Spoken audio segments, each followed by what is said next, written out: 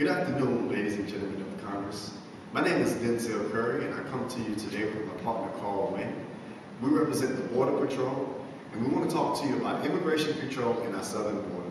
So let's first start with a short clip that'll briefly introduce you to our U.S.-Mexico border.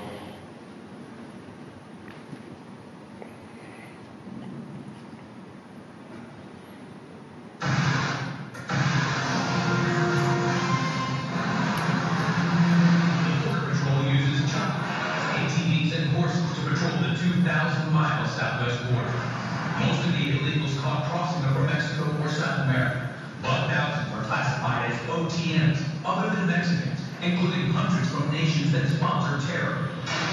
These are the records we obtained at this federal detention center near Phoenix, Arizona. We found illegals from Afghanistan, Egypt, Iraq, Pakistan, Sudan, and Yemen in custody. As you can see, according to the video, these holes in our U.S.-Mexican border pose not only a economic threat, but they pose a security threat to us all. After hearing my speech, you, my audience, will know exactly what the problem is, what we propose as a solution, and how you can help us implement the solution.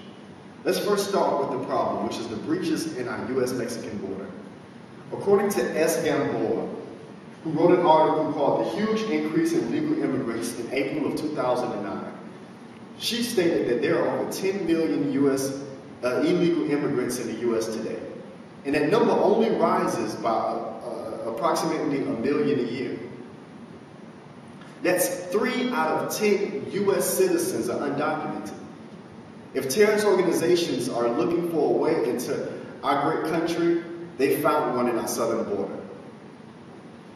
Terrorist operatives, Al-Qaeda operatives, are known for using the southern border to get the operatives in because it's more advantageous for them to use the legal border than for them to come in legally because of security reasons. Quoted by F. Burton in his article When the Mexican Drug Trade Hits the U.S. Border, the new dominance in Mexican cartels has spiked violence along our 2,000-mile border. Once upon a time ago, our U.S. troops used to go and run cartels away. That is no longer the case. Our men and women prepare and often anticipate deadly confrontation each and every day. And while we put pressure on people who cross the border, others have gotten more innovative. Just recently, there was a tunnel that was dug from Tijuana, Mexico, to an abandoned warehouse in San Diego. In that tunnel, which was 9 feet deep, operatives uncovered and seized 4,200 pounds of marijuana. Ladies and gentlemen, this is no longer a myth. This is an unacceptable reality. Now, how does this affect you? Look at the negative impact that immigration has on our U.S. economy. In California alone, they spend annually over $10 billion to educate the children of illegal immigrants, for their medical outlays, and to incarcerate the people that cross this border illegally. That's $7.7 billion to educate the child of an illegal immigrant. That's $1.4 billion to incarcerate an illegal immigrant.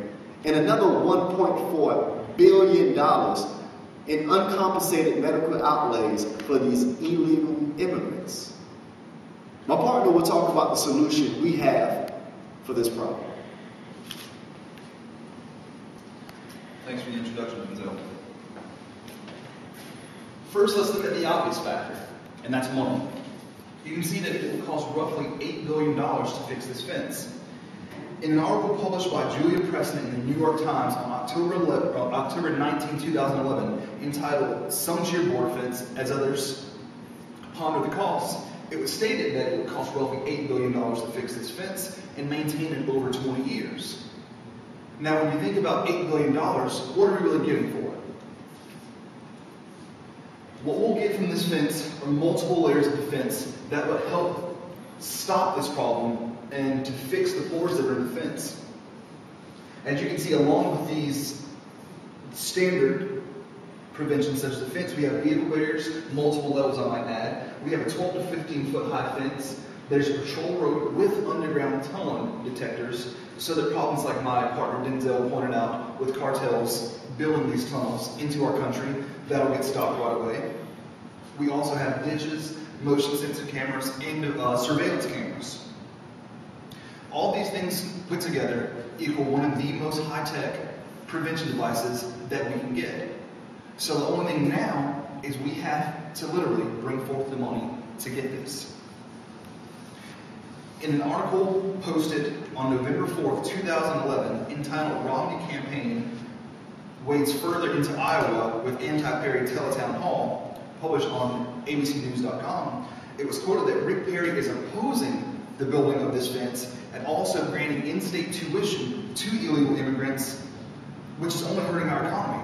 We've already talked about how bad it is that we're spending our money to protect these people who are not U.S. citizens. And if we continue to support in-state tuitions and the funding that my partner Denzel pointed out, next thing you know, we're going to be bottoms up, and who's going to bail us out? Also, an article published on October 15, 2011 in the Huffington Post entitled "Michelle Bachmann Pledges to Push Fence." It said that she wants this fence to be built more than anything else. She understands the threat.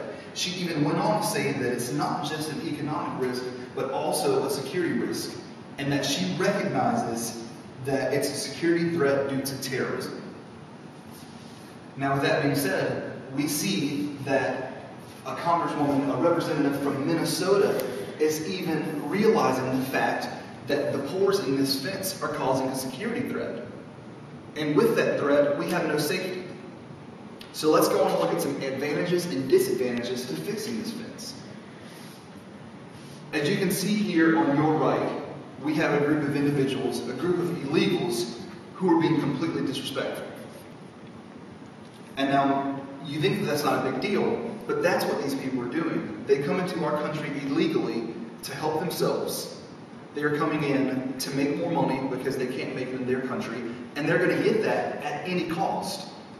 So when you think in terms of safety, these people are going to go to any extent to make sure that they are able to provide for their families, even if it means taking from our families. Now on the bottom you also see what some areas of the fence actually look like. Just a 3-foot tall barbed wire fence that can easily be climbed over, which is a perfect example of why we need to get this fixed. With a 15-foot high fence, with vehicle barriers, with a patrol road, with surveillance cameras, things like this cannot happen. Now over on the advantage side, what you see is justice. You see people being arrested, and you see people being kicked back out of our country. Now these people, although you might think they're coming just to work, they could be bringing in drugs, they could be bringing in weapons, they could be bringing in terrorists. And that's no way to live. Down the bottom you see someone in handcuffs, and you see the police line "Do Not Cross" over a Mexican flag. What that is symbolizing is that you do not cross our border. It is illegal. If you go through the proper steps to come in our country, that's possible. You can make it happen. But there is no reason that illegal immigrants should be allowed in this country. Now, one of the obvious major advantages is the stem of pollution. As you see in the picture at the bottom left corner, things like that water bottle, things like the extra clothing are discarded along these paths, especially in Laredo, Texas, leaving this area just littered with pollution. And that's another reason why we need to do something about this and why we need to build this fence. So at this point, you're probably asking, what can we do as congressmen, what can we do as congresswomen to make sure that this problem is solved? Well, we're asking that you vote yes on November 5th, 2011, and pass the Secure Fix Act. And what this will do, it will allow illegals to be fined, and it would allow the funds that are seized to go towards the completion of the fence.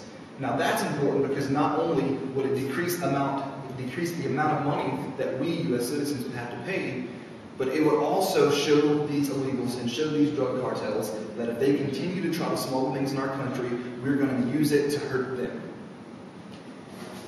And as we understand in a post-9/11 world, that terrorism is all too real. These things that have happened to us in the past can be eradicated if we take the necessary steps today to stop them. As leaders, as congressmen and women, the people that you represent are looking for you to lead them in the right direction. And I believe it's any point as important as this, as protecting our borders, this is something that needs to be done. This is not just an obligation. This is your God-given right as an American. Thank you.